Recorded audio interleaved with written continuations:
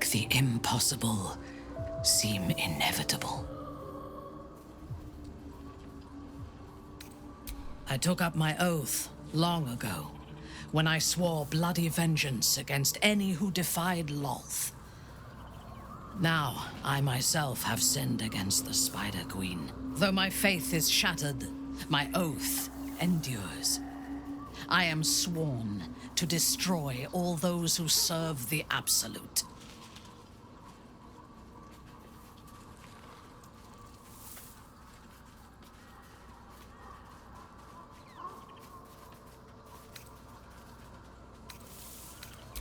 It is not noble, it is necessary. If we do not destroy the cultists, they will destroy everything. We are all that stands between this world and annihilation. I fought at his side once, shortly after my conversion. Before the battle, he was everything a general should be. A charismatic leader with a brilliant strategic mind. And when the fighting began, he led his troops from the front and cut through the enemy like a scythe through stalks. Blows and arrows rained down on him, and before long, his face was a mask of blood. But he did not fall. He did not even falter. When we won the day, Ketheric's armor was bent and shattered, but his flesh was unmarked. I have lived long enough to know that few things are impossible in this world. Ketheric's power is a rare thing, though. I have never seen its like. There is a connection to this night song of Balthazar's, whatever or whoever it might be. We must find it and destroy it. A disparate collection of vagabonds and strays. Did you have anyone particular in mind? She is tolerable, but her faith in the Lady of Loss is poisonous.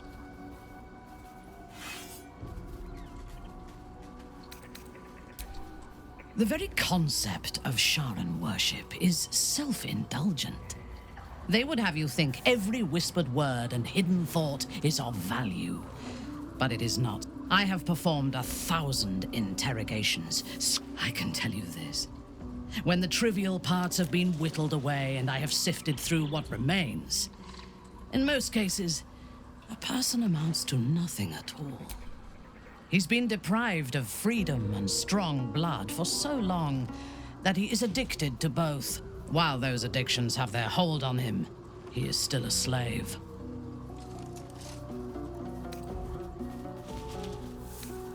And while you live, you'll be enslaved to your appetites and hungers. We all feed on something, and if we are deprived of it, we will fight for it.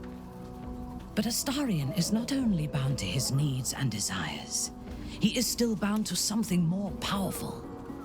His master. He will only be free when Cazador is dead. And that is as it should be. When the time comes, we must hope that he does not only take Cazador's long life, but the power that has sustained him as well. I have encountered few Githyanki in my life. Those that I did were raiders. They croaked out pleas for mercy in their alien tongue as they died. Meeting Lae'zel makes me wish I knew more of their culture.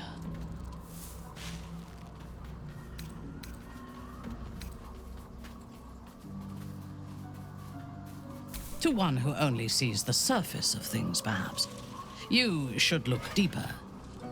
There is a fanaticism in the Lolth swarm that lends itself to chaos. They turn their blades on one another as readily as on outsiders. The Gith have stricter hierarchies and stronger commitment to a single cause. Some, like Lae'zel, question that cause. But even so, she retains the discipline of her training. I have never known anyone so ferocious and unassailable in battle, and yet so fragile and impermanent in their very being. I often think of mortality as a curse. In time, all that I am and all that I have known and learned will be lost. In time, our cities will be dust. Karlak does not seem to have such anxieties. Perhaps because she cannot afford to. She exists in the moment, and she will burn out and be gone in a moment. There is something very beautiful about that. The wizard? No. Their mastery of the weave is commendable, but they are poor conversationalists. In my experience, they do not usually live long enough to make the effort of befriending them worthwhile. Either the enemy recognizes they are a threat and kills them swiftly, or their curiosity leads them to combust while experimenting with the limits of magic. Our wizard is already in a state of suspended combustion, thanks to that orb between his ribs. I suspect it is only a matter of time before he goes up in smoke. I will reserve my social graces for those who might live long enough to appreciate them. He is exceedingly self-righteous. Amusing, considering he bound himself to a devil.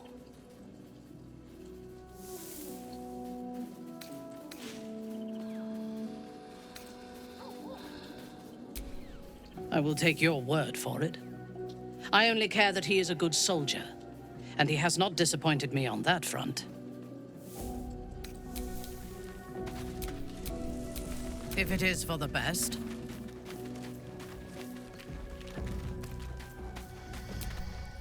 Don't touch me.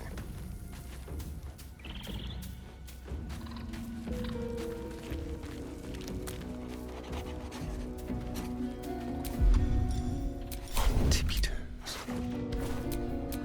Awaiting orders.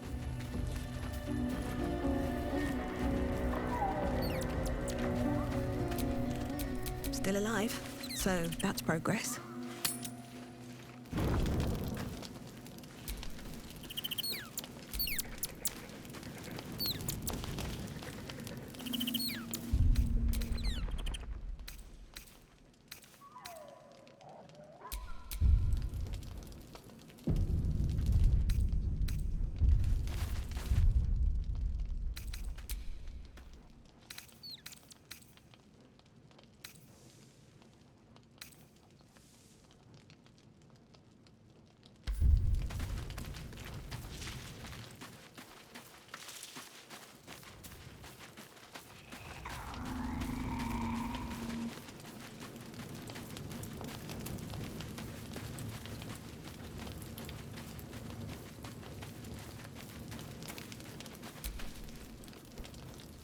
This dark land, the perfect preying ground for a devil.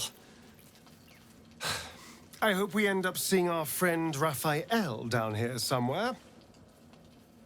Help me find him, and you'll find out. When I was taken to his house, I was caught off guard. But now I know what to ask for.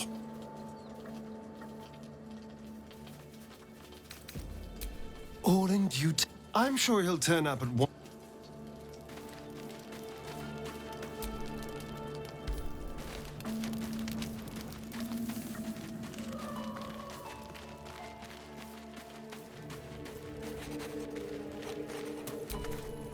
You wish to consult me?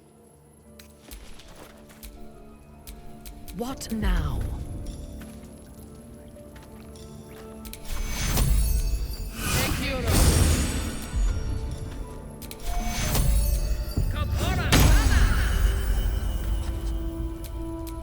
By my oath.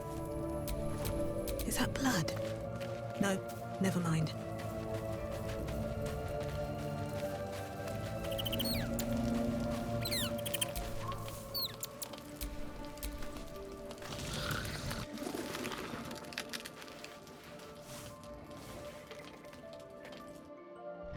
So, you found the seat of the Absolute's power.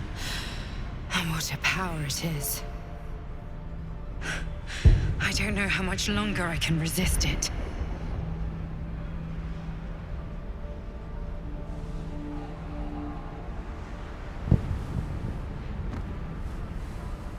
Catherick Thorm is clearly important, but I wonder if there's more to it than that. It just doesn't stop. We are being bombarded by waves of telepathic energy. Wave after wave with hardly a breath between them. I almost dare not rest. Each wave a set of orders to the infected. The order for your transformation has been given many times already. Yes, but the orders are oddly erratic, as if the Absolute cannot make up its mind. I don't fully understand. In any case, the Absolute knows you carry me with you now. It wants to retrieve me. I am the only one who can resist the Absolute's influence. Hence its fear of me. Unfortunately, that also means it is dedicating more and more resources to my retrieval. The task ahead is monumental. But we're all that stands between victory for the Absolute and freedom for all. This is not just about you and I anymore. It has become far bigger than us. You must infiltrate Moonrise Towers. Now I must rest.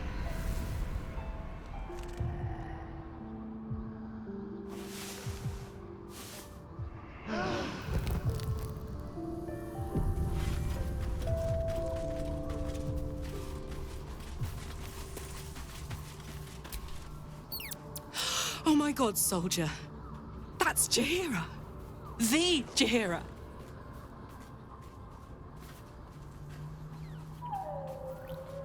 Don't you know the whole story?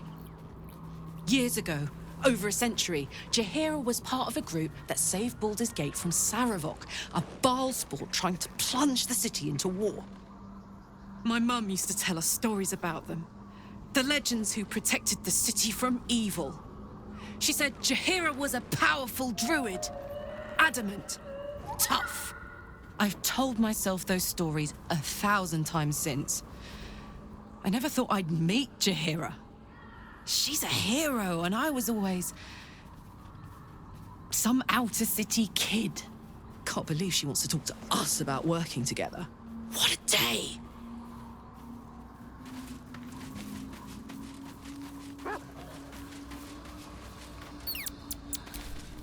The dog wags his tail, a small bag clenched between his teeth.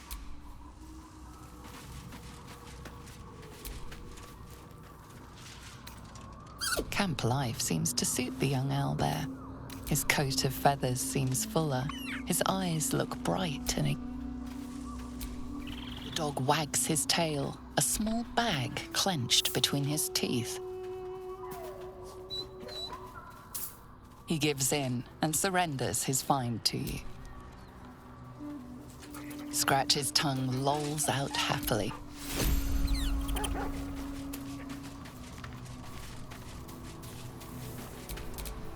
Reporting. Let's move.